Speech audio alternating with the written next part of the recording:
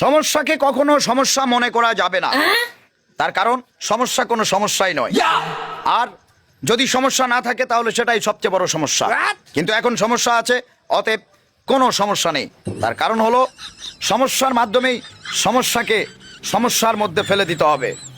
অনেক সমস্যার ভিড়ে একটি সমস্যা হলো নানামুখী সমস্যা।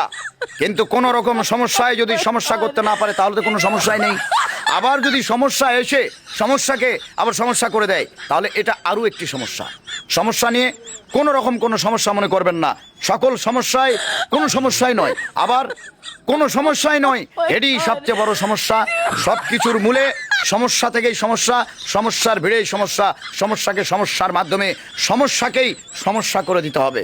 অতএব কোনো রকম কোনো সমস্যা নিয়ে আর কোনো সমস্যা নেই। সকল সমস্যা অলরেডি এখন সমস্যার মধ্যে পড়ে গিয়েছে। আপাতত সমস্যাকে সমস্যা করে দিয়ে আমি নিজেই একটা সমস্যা হয়ে গেছি, আর কোনো সমস্যা নেই।